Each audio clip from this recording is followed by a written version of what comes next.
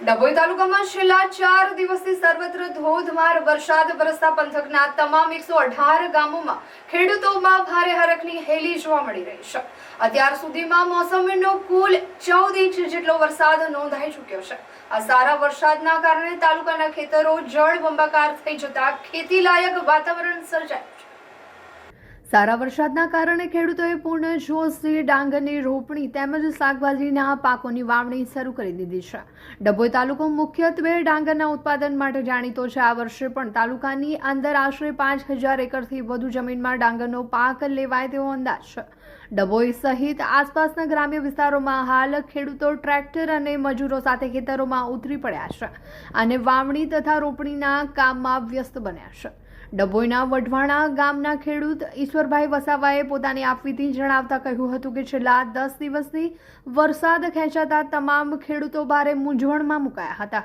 ખેતરોમાં વાવેલું મોંઘા ભાવનું બિયારણ પણ નિષ્ફળ જાય તેવી સ્થિતિ ઊભી થઈ હતી, પરંતુ કુદરતે ખેડૂતો પર આખરે મહેરબાની કરી છે। વરસાદ થતાં સુકાઈ રહેલા પાકને નવું જીવનદાન મળ્યું છે। હવે ખેતરોમાં વાવણી અને રોપણી પૂરજોશમાં ચાલી રહી છે। આ સિઝનમાં અત્યાર સુધી 14 ઇંચ જેટલો વરસાદ પડી ચૂક્યો હોવાથી ખેડૂતોમાં ભારે ખુશીનો માહોલ છે। વાવણી પૂર્ણ થયા બાદ હવે જગતનો તાત ભગવાન પાસે એક જ આશા રાખે છે કે આખું વર્ષ પાક સારો રહે, ખેતી પર કોઈ કુદરતી આફત કે મુસીબત ન આવે।